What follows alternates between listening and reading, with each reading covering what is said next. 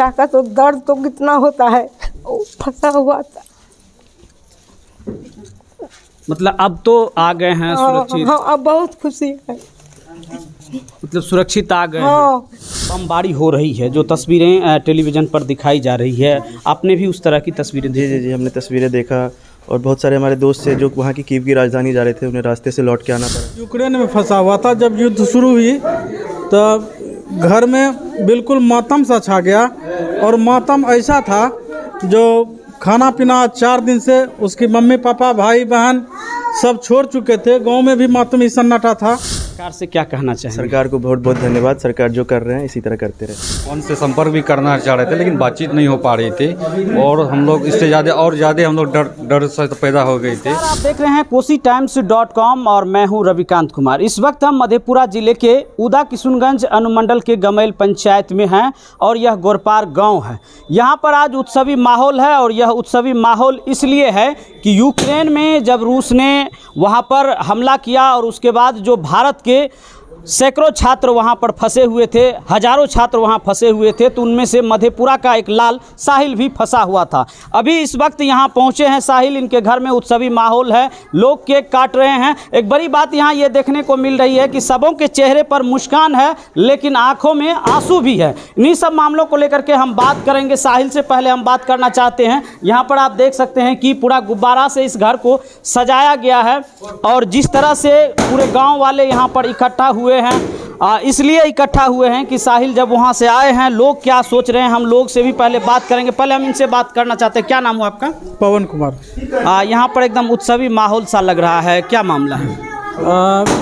यहाँ जो साहिल है, साहिल दरअसल यूक्रेन में फंसा हुआ था। जब युद्ध शुरू हुई तब घर में बिल्कुल मातम सा छा गया और मातम ऐसा था जो खाना पीना 4 दिन से उसकी मम्मी पापा भाई बहन सब छोड़ चुके थे। गांव में भी मातमी सन्नाटा था। मतलब अब क्या होगा नहीं होगा ये संशय की स्थिति बनी हुई? संशय की स्थिति इसलिए बनी हुई थी, रूस के द्वारा जो व्यवहार किया जा रहा था यूक्रेन के प्रति काफ़ी संदेहास्पद था। देख लीजिए कि जो यहाँ लोग आए हुए हैं, मिठाई बट रही है, केक बांटा जा रहा है, लोग खुशियाँ भी मना रहे हैं लेकिन चेहरे पर जो है आंखों में आंसू भी देखने को मिल रहे हैं। आपके बारे में बताया जा रहा है कि साहिल के जीजा जी हैं, क्या नाम हुआ? मेरा नाम चंद्रभूषण हुआ।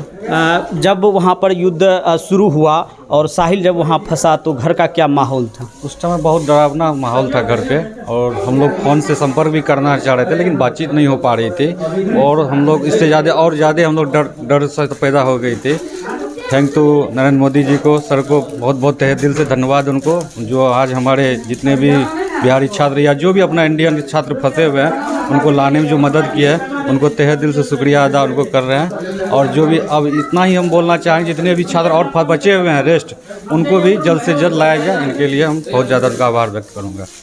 तो लगातार सरकार की जो पहल है वो काफ़ी अच्छी पहल रही। भारत सरकार और बिहार सरकार के द्वारा भी अच्छी पहल कही जा सकती है। सबसे पहले तो माता जी हम आपका नाम जानना चाहेंगे। मेरा नाम है कोकिला देवी। हम एक चीज़ देख रहे हैं कि सभी आपके चेहरे पर भी मुस्कान है लेकिन आँखों में आंसू भी है, ऐसा क्यों? बेटा का तो दर्द तो कितना होता है, वो फंसा हुआ था। मतलब अब तो आ गए हैं सुरक्षित? हाँ, अब बहुत खुशी है। मतलब सुरक्षित आ गए हैं। हाँ। तो ये स्थिति इसलिए भी होता है, एक माँ का दर्द एक माँ ही समझ सकते हैं। हम साहिल से सीधा बातचीत करेंगे। सबसे पहले तो पुनः आप यहाँ सुरक्षित वापस आए हैं, आपको बहुत बहुत बधाई हो। पहले ये बताइए कि आप वहाँ कब गए थे पढ़ने के लिए? जी मैं 2018 में गया था, वहाँ पे एडमिशन लिया था और अभी मैं 4th ईयर का स्टूडेंट हूँ वहाँ पे। और अभी 5th ईयर में मैं जाने ही वाला था कि ये रशिया का अटैक हो गया यूक्रेन पे, इसके कारण सबको वहाँ से हताहत हो गया, जो भी थे उन्हें भागना पड़ा। जब अटैक हुआ तो उसके बाद फिर आप लोग क्या किए? हम लोगों को हमारा कॉलेज बोला आप लोग अभी क्लास नहीं आए, आप लोग का क्लास ऑनलाइन रहेगा। फिर एक दिन वहाँ पे यूक्रेन गवर्नमेंट ने इमरजेंसी लगा दिया।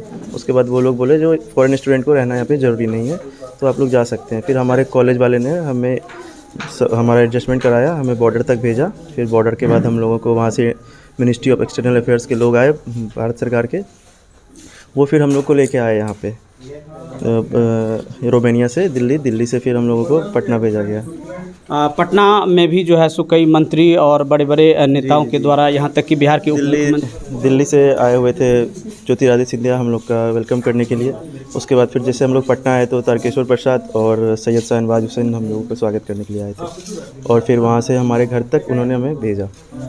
तो जिस तरह से बमबारी हो रही है, जो तस्वीरें टेलीविज़न पर दिखाई जा रही है, आपने भी उस तरह की तस्वीरें जी, हमने तस्वीरें देखा, और बहुत सारे हमारे दोस्त थे जो वहाँ की कीव की राजधानी जा रहे थे, उन्हें रास्ते से लौट के आना पड़ा क्योंकि एयरपोर्ट, इंटरनेशनल एयरपोर्ट उसके कैपिटल में ही है, तो वहाँ से फिर लौट के आना पड़ा बमबार्डिंग के कारण। फिर उन लोगों को दूसरे रास्ते से यहाँ भेजा गया। हाँ, अभी और भी साथी हम आपसे यही कहते हैं सब मीडिया भाइयों से, आप लोग जोर से आवाज़ उठाएं और जो भी बचे हुए हैं उन्हें भारत जल्द से जल्द लाया जाए।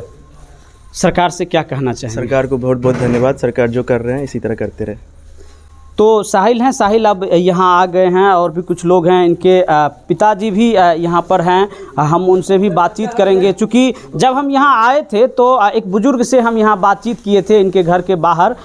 उनका कहना था कि हम लोग पूरे गांव में जो मातमी सन्नाटा था और जब आ रहे हैं तो ये हम लोगों के लिए ऐसा है कि साहिल का पुनर्जन्म हो रहा है, और इसी के स्वागत में हम लोग यहाँ इनके घर को सजाया गया है। एक तरह से हम कह सकते हैं कि दीपावली उत्सव का आज माहौल है और सबों को मिठाई बांटा जा रहा है। आप देख सकते हैं कि लोग मिठाई खा रहे हैं और जो भी लोग यहाँ आए हैं एक दूसरे को बधाई दे रहे हैं। आपके पिताजी हैं साहिल के, क्या कहना चाहेंगे? आपका साहिल आ गया है सकुशल। खुशी की बात है, जो मन में दुख तकलीफ था सब दूर हो गया इसके चेहरा को देखने से। क्या कहना चाहेंगे सरकार से? सरकार को हम धन्यवाद देना चाहते हैं, बिहार सरकार प्लस केंद्र सरकार को। तो एक ये सरकार की जो है वो बहुत अच्छी पहल है कि जब यहाँ के नागरिक किसी बाहर देश में रहते हैं और वहाँ किसी कारणवश फंस जाते हैं तो सरकार की जो जिम्मेदारी होती है इस मामले में केंद्र और राज्य सरकार दोनों की जो जवाबदेही है वो देखने को मिली है। और जैसा कि साहिल ने बताया, साहिल ने यह भी बताया कि वहाँ और भी कई लोग जो छात्र हैं इनके साथी वो फंसे हुए हैं। और हम भी कोसी टाइम्स के माध्यम से आपसे अपील करना चाहते हैं, चूँकि अभी हमारे एडिटर प्रशांत कुमार ने हमें जानकारी दी है कि सुपौल के भी कुछ छात्र वहाँ फंसे हुए हैं, कोसी टाइम्स से संपर्क किया गया है। तो अगर कोई फंसे हुए हैं या आपके कोई फंसे हुए हैं बाहर तो आप कोसी टाइम्स तक सूचना प्रसारित करें, हम उन्हें दिखाएंगे और आपकी बातों को सरकार तक पहुंचाएंगे ताकि सरकार आपकी मदद करे। इस वीडियो के बारे में आप क्या सोचते हैं कमेंट बॉक्स में अपनी राय जरूर दीजिए। तब तक देखते रहिए KosiTimes.com। फिलहाल रविकांत को दीजिए इजाजत। जय हिंद, जय भारत।